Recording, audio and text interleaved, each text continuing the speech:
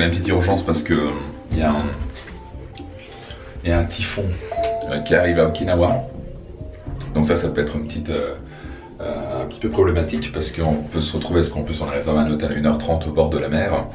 Et quand un typhon arrive, apparemment tous les transports publics arrivent, donc je vais passer un coup de fil à notre public relation. Parfois dans la vie il y a des choses comme ça où on ne peut pas prévoir.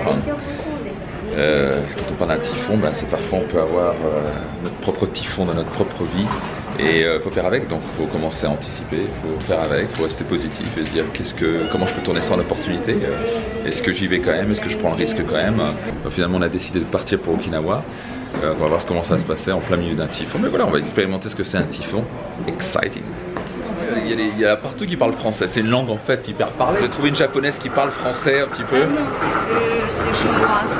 Ah, chinoise? Oui. Et elle a appris le français où ça? À Paris. À Paris? Et combien de temps tu es resté? 2 ans. 2 ans. Oui. Elle parle bien français. Si je pouvais parler le chinois ou le japonais comme ça, ce serait merveilleux. Et vous avez appris comment le français? À Lyon. Lyon? C'est-à-dire. Et voilà, nous on a un vrai français. Notre chef, elle est ça.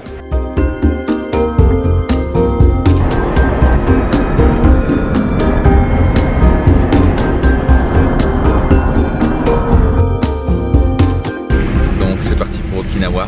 On va tenter de percer le secret de ces centenaires. C'est là où il y a le plus de centenaires au monde.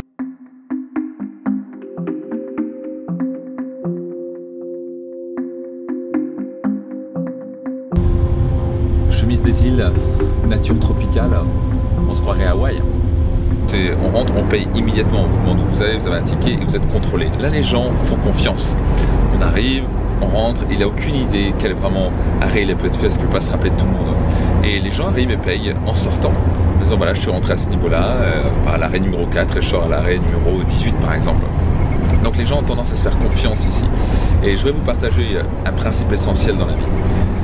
Et ça a été démontré par une étude qui s'appelle l'effet Pygmalion. Et l'effet Pygmalion est une véritable étude qui a été faite chez les enfants à l'école primaire aux États-Unis. Et ils ont regardé, ils ont demandé, enfin ils avaient 2 classes, on l'appelait la classe A et la classe B. Donc des enfants, environ de vingtaine d'enfants, avec plus ou moins la même moyenne générale, on va dire, dans cette classe. Et la seule différence, c'est qu'ils ont donné totalement des nouveaux professeurs l'année suivante. Et ils ont dit, la classe A sont des génies, ils sont intelligents, ils sont brillants, ils sont sympathiques, ils sont fantastiques à travailler. La classe B, ils sont des cancres, ils sont horribles, ils sont nuls à l'école et ils sont absolument bêtes. Avec les mêmes professeurs. Et ce qui est très intéressant de voir, c'est que vous pouvez vous imaginer ce qui s'est passé. À la fin de l'année, on a pu revoir qu'en fait la moyenne générale de la classe A était bien plus élevée que celle d'avant. Ils étaient considérés comme des personnes intelligentes, adorables, sympathiques, etc. Donc on les traitait de cette manière-là parce que les professeurs le croyaient. Et puisque les personnes le croyaient, qu'ils ont été traités de cette manière-là, ils le sont devenus. Ils sont devenus en quelque sorte des petits génies, alors que la classe B était traitée autrement, parce que les professeurs croyaient qu'ils étaient différents, qu'ils étaient plus intelligents, plus bêtes, des cancres agressifs. Ils ont été traités de cette manière-là, la moyenne générale est descendue, et c'est un peu ce qu'ils sont devenus. Donc, faisons un petit peu attention à comment nous traitons les gens, parce que nos croyances ont tendance à s'amplifier chez les autres.